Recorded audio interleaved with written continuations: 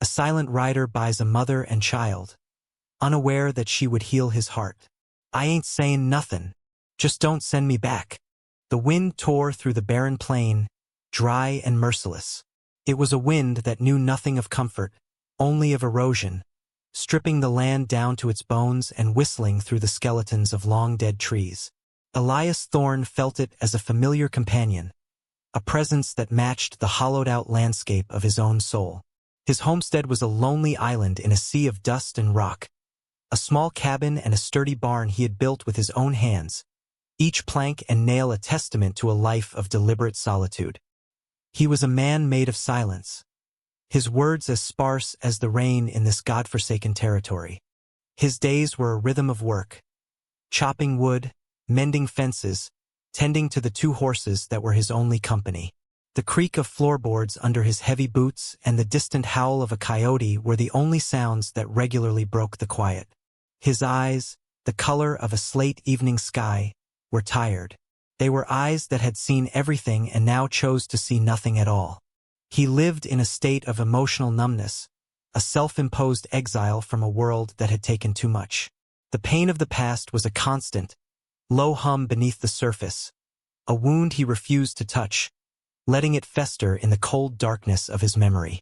He chopped wood deep into the night, as if splitting his guilt into pieces. Each swing of the axe was a punishment, each splinter a penance.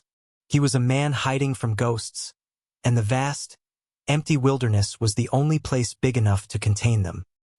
His hands were calloused and broad, capable of immense strength, yet they lay idle in the evenings, resting on his knees as he stared into the dying embers of his stove. He didn't know it yet, but his first true home was right in front of him, waiting just beyond the next rise, carried on the same merciless wind that he called his only friend. In the dusty, wind-scoured town of Redemption Gulch, a woman stood with a child clinging to her worn skirt. Her name was Sarah, and she appeared broken, a fragile vessel that had endured one too many storms. Her face was smudged with dirt and exhaustion, but her eyes, though downcast, were not shattered. They were alert, watchful, the eyes of a survivor who knows that hope is a dangerous luxury. The child, a boy named Leo with his father's serious gaze, was quiet, his small hand a permanent fixture in hers. They had nothing but the clothes on their backs and a debt that had followed them like a shadow. A debt left by a good man who had died trying to carve a life from this unforgiving land. Now that debt was being called in. The town's unofficial leader, a greedy land baron named Marcus Blackwood, stood on the steps of the general store, a ledger in his hand. He was a man whose wealth was built on the misfortunes of others, his presence as heavy and oppressive as a summer storm. He was auctioning off the indentured servitude of those who couldn't pay their dues. It was a cruel spectacle, a ritual of public humiliation. When he called Sarah's late husband's name, a wave of snickers rippled through the gathered townsfolk. Blackwood looked down at her, a smug curl on his lip. "A widow and a whelp," he announced, his voice dripping with contempt. "Hardly worth the paper the debt is written on." Sarah flinched, pulling Leo closer. She said nothing, her dignity a thin, frayed blanket against the biting wind of their scorn. Elias had ridden into town for salt and flour, his visit meant to be as brief and silent as possible. He stood at the edge of the crowd, a tall, imposing figure, his face shadowed by the brim of his hat. He saw her, he saw the boy, and in that moment a memory flickered. A ghost of a different woman, a different child, a feverish night he had tried to outrun for years. An old, suppressed instinct stirred within him. Against his nature, against every wall he had built, he moved. He strode through the parting crowd, his footsteps heavy in the dust. He stopped before Blackwood, his silence more powerful than any shout. He reached into his coat, pulled out a worn leather pouch, and threw it onto the steps. The clink of coins was sharp and final. He didn't look at Sarah. He looked at Blackwood, his gaze as hard and unyielding as granite. The baron, surprised, counted the money. It was more than enough. Elias turned to leave, his duty done, the impulsive act already a source of deep discomfort. But a small, trembling voice stopped him. "Mister," He turned. Sarah stood there, her eyes wide with a mixture of terror and disbelief. I ain't saying nothin', she whispered, her voice raw. Just don't send me back, he remained silent. Then, if you want to stay. He gestured with his head toward his wagon, a curt, almost angry motion. He didn't wait for an answer, turning his back and walking away. The weight of 2 more lives now settled on his weary shoulders. She hesitated for only a second. Then she took her son's hand and followed. The journey to his homestead was a study in silence. The only sounds were the rhythmic clop of the horse's hooves, the groan of the wagon wheels, and the constant sigh of the wind. Elias sat rigid on the driver's bench, his knuckles white on the reins, his gaze fixed on the horizon. He could feel her presence behind him, a small, terrified knot of humanity in the vast emptiness of his world. He had acted on an impulse he didn't understand, and now the consequences sat in the back of his wagon. Sarah huddled with Leo, her arm a protective shield around him. She watched the back of the silent man, his broad shoulders a landscape of their own. She didn't know if she had traded one cage for another. This man was a stranger, a mountain of a man whose face was a mask of stone. Was he kind, or was he merely a different kind of cruel? Fear was a cold, hard stone in her stomach. She was a survivor, and survival meant suspicion. She trusted no one, least of all a man who had bought her in front of an entire town. When they finally arrived, the homestead looked as stark and lonely as the man himself. O Kebin, O Boirn, O Kurel. Nothing more. Elias gestured toward the cabin. You and the boy, he said, his voice rough from disuse. In there, he unloaded her small, pathetic bundle of belongings and set them on the porch. Then he turned and walked to the barn without another word. That was where he would sleep. He didn't belong in that house anymore. A new routine began, marked by separation and a profound lack of words. They lived in the same small space but occupied different worlds. She cooked on the stove, her movements quiet and unobtrusive. He would find a plate of food left on the porch railing when he came in from his work. He would leave firewood stacked by the door in the morning. They were 2 ghosts circling one another, their shared space charged with distrust. She flinched if he passed too close in the yard. He learned to give her a wide berth, his own discomfort a palpable thing. He ate his meals in the barn, the smell of hay and horse a familiar comfort. He could hear the boys' occasional soft murmurings through the wooden walls, a sound that was both a comfort and a torment. He was protecting them, but he was also keeping them at a distance. The silence was a wall between them, built brick by brick with every unspoken fear and every unasked question. She scrubbed the wooden floors, washed their few clothes, and tried to create a semblance of order in the small cabin, her hands always busy. It was the only way she knew to fight the terror. He worked from sunup to sundown, his physical exhaustion a welcome distraction from the turmoil inside him. They were 2 solitary souls, trapped together by an act of kindness that felt more like a sentence. He began to help in secret, his gestures as quiet and cautious as a wild animal approaching a campfire. He couldn't bring himself to speak, to bridge the chasm of silence that separated them, but he could act. His observations were keen, honed by years of living alone and reading the language of the land. He noticed things. He saw that the soles of her shoes were worn through, thin as paper, offering no protection from the rocky ground. One morning, after a trip to town he hadn't announced, a pair of new, sturdy leather shoes appeared on the porch, right by the door. They were her size.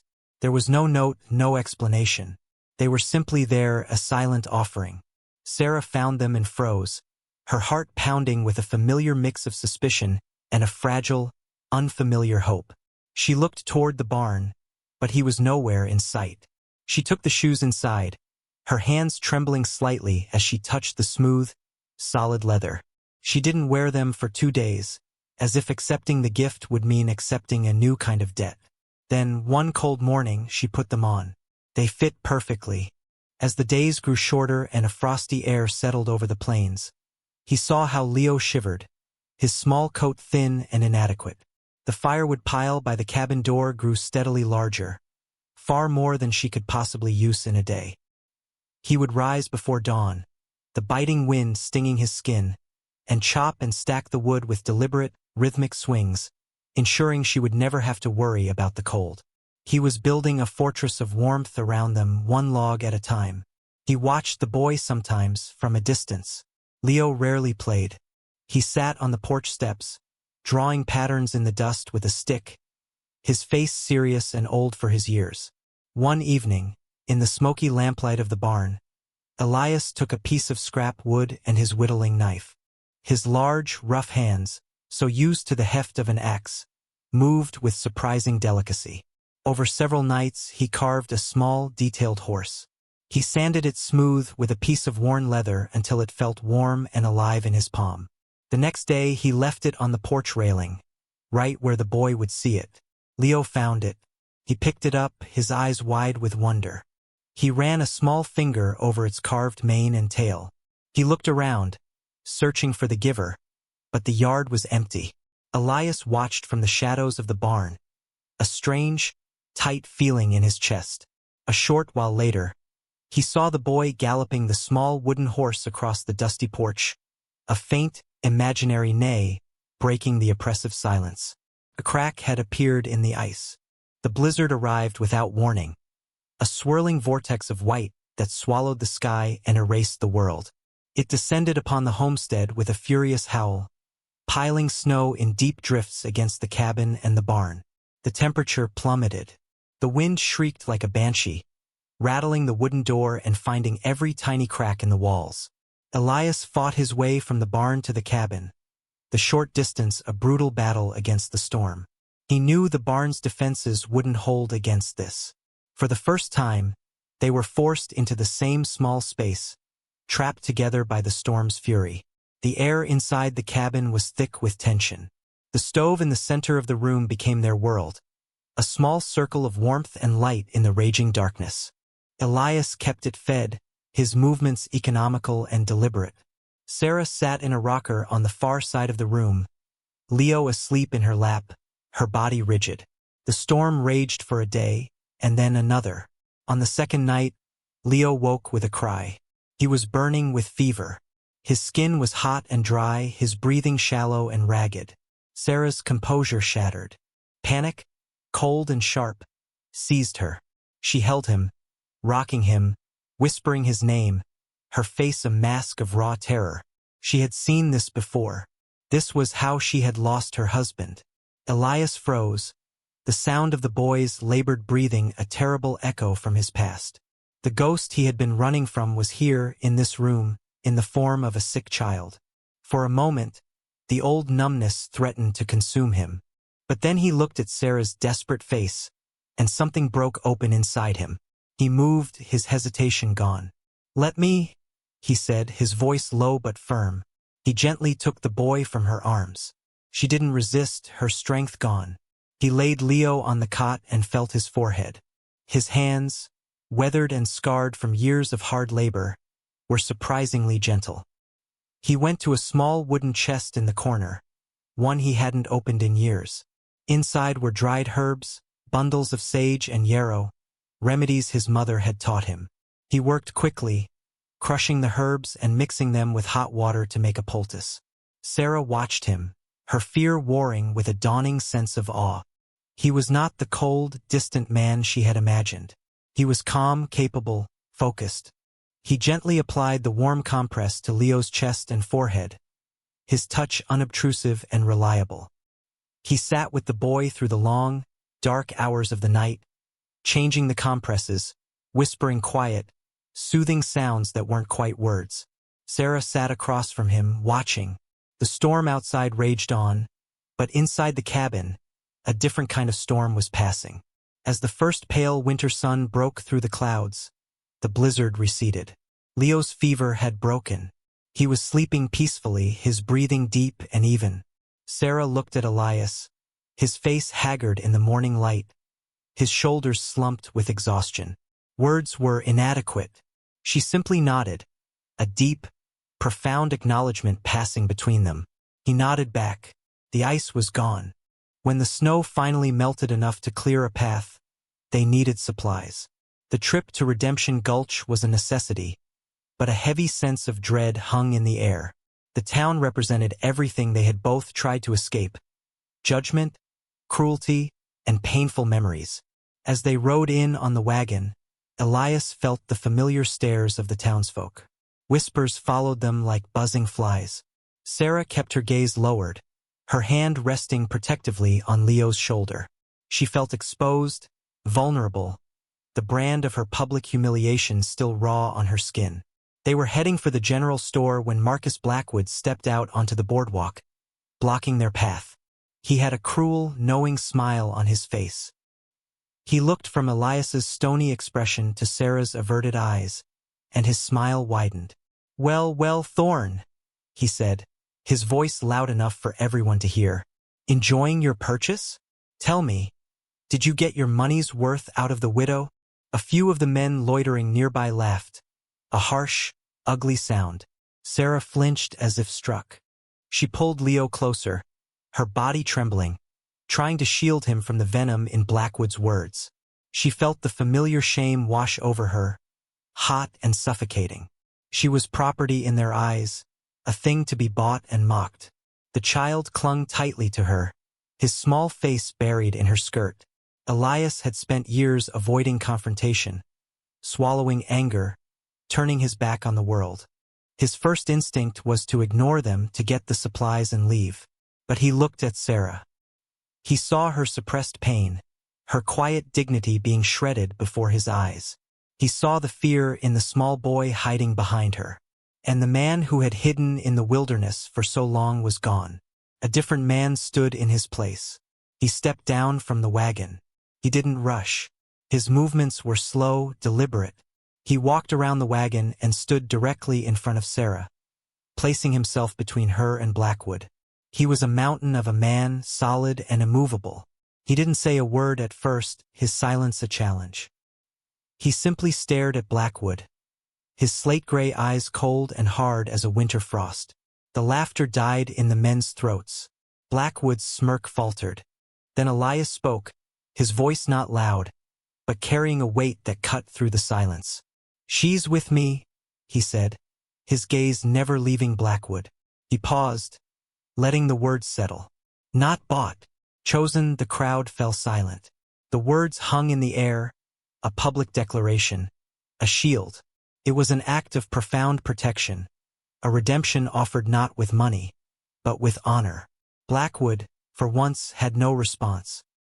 He stared at the man before him, a man he had mistaken for a broken recluse, and saw something else entirely. Elias turned his back on him, a final, dismissive act. He looked at Sarah. Her head was still bowed, but tears were tracing clean paths through the dust on her cheeks. They weren't tears of shame. They were tears of relief, of a burden finally lifted. He stayed right there, a silent guardian, until she was ready. The ride back to the homestead was as quiet as the first one, but the silence had changed. It was no longer a wall of distrust and fear, but a shared space of understanding, a comfortable quiet that didn't need to be filled. The raw, open wound of their public encounter had, paradoxically, healed something between them. That evening, after Leo was asleep, they sat on the porch. The sun had set, leaving the sky a deep, bruised purple. A cool wind whispered through the dry grass, a gentle sound now, not a merciless one. For the first time, Sarah spoke of her past, not because she was asked, but because she wanted to. Her voice was soft, sometimes unsteady, as she told him of her husband, a dreamer who saw promise in the harsh land, of their struggle, and of the debt that had become her shackles after he died. She spoke of the exhaustion, the constant fear, and the crushing loneliness. Elias listened. He didn't interrupt, didn't offer platitudes. He just listened, his presence a solid, calming anchor in the twilight. His quiet attention was a greater comfort than any words could have been. When she finished, a long silence settled between them again, but it was a silence of empathy. Then he spoke. He didn't look at her, but gestured with his chin toward a small, lonely rise on the hill behind the cabin, barely visible in the fading light. There was a single, simple wooden cross there, weathered by the sun and wind. "My wife," he said, his voice thick with a pain he had concealed for years. "And our daughter. The fever took them. Same as it almost took your boy." He swallowed hard, the admission costing him everything. "I wasn't here. I was away chasing a debt of my own. By the time I got back—" He didn't need to finish the sentence. The guilt was a chasm in his voice. All his silence, his reclusiveness, his flight from the world. It was all there in that one broken confession. He had been punishing himself ever since, living in a prison of his own making. Sarah looked from the grave on the hill to the powerful, grieving man beside her. She saw not a stoic cowboy, but a man who had endured an unbearable loss. Without thinking, she reached out and laid her hand on his forearm.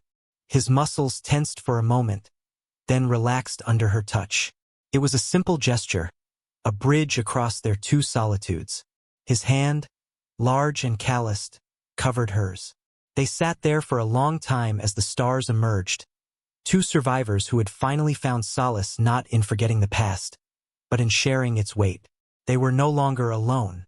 Winter thawed, its icy grip yielding to the persistent warmth of spring. The transformation on the homestead was as profound as the changing of the seasons. The biting wind gentled into a soft breeze, carrying the scent of damp earth and new life. The dusty ground, once barren, now showed hints of green. The homestead was no longer just his, a place of penance and solitude. It had become theirs, a place of quiet growth and gentle healing. The rigid routines of separation dissolved. Elias no longer slept in the barn. He took his place in the cabin, the house slowly becoming a home again.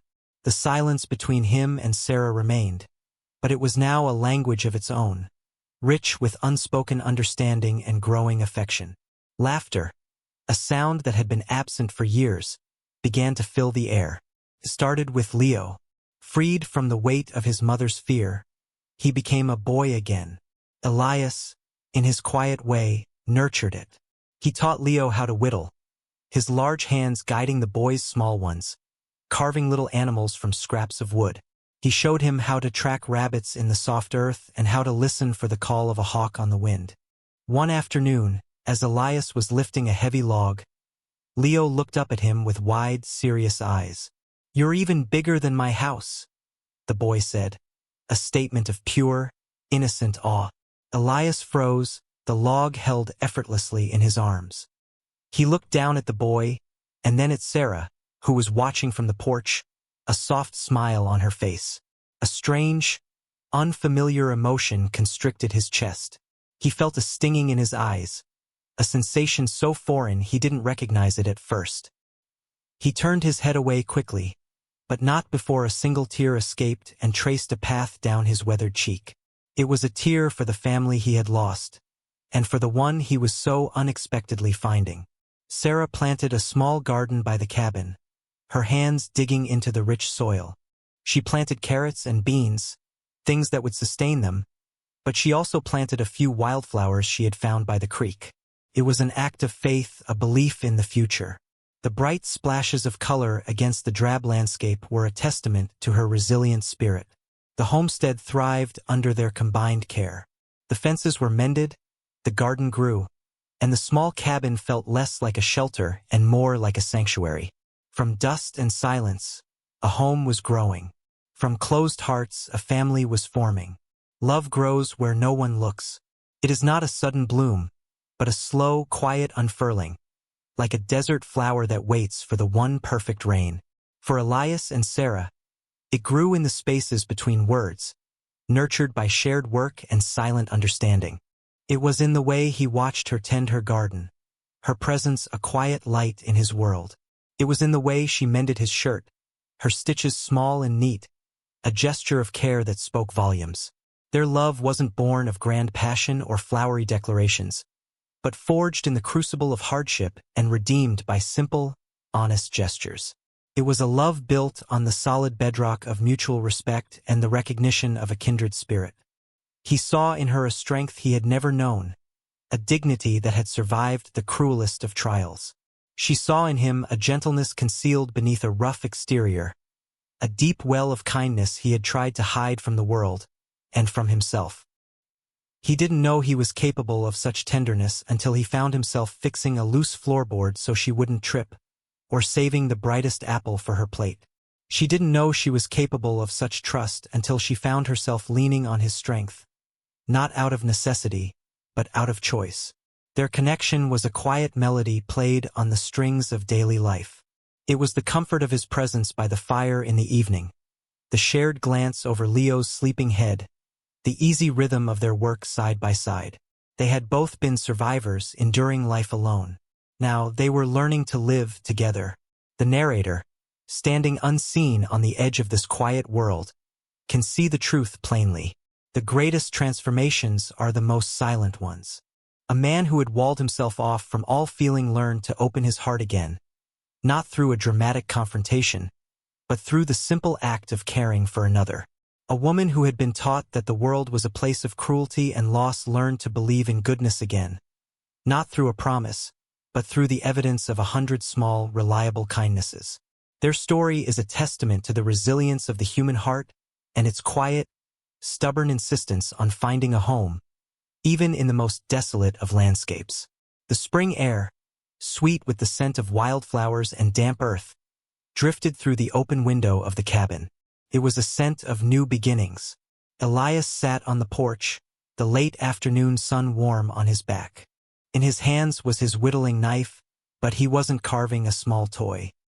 He was putting the finishing touches on a rocker, one he had been building for weeks in the barn. It was made of sturdy oak, sanded smooth as river stone, its lines simple and honest. It was perfectly sized for Sarah. He had measured it with his eyes, learning her shape and form through quiet observation. He carried it to the porch and set it down next to his own worn chair. They looked right together. Pair. Sarah came out of the cabin, wiping her hands on her apron. She saw the new rocker and stopped.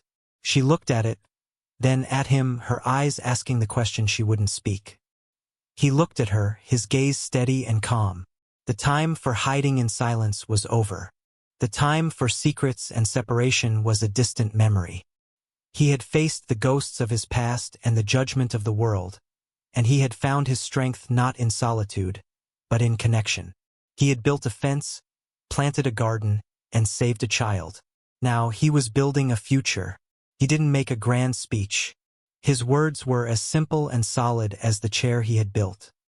He looked at her, at this resilient woman who had walked into his desolate life and filled it with a quiet light, at the boy who had taught him how to feel again.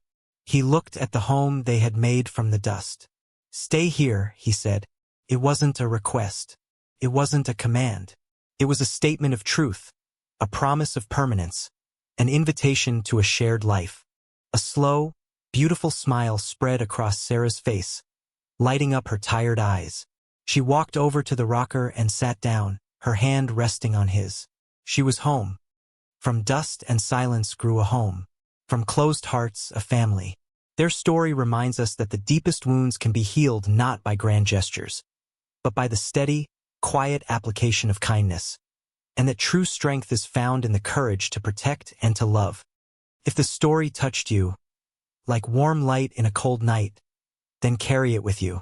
Remember that even in the harshest landscapes, both outside and within, there is always the possibility of growth, connection, and the profound peace that comes from finding your place in the world. Subscribe to our channel for more stories full of silence, courage, and genuine closeness. And tell us what moved you the most.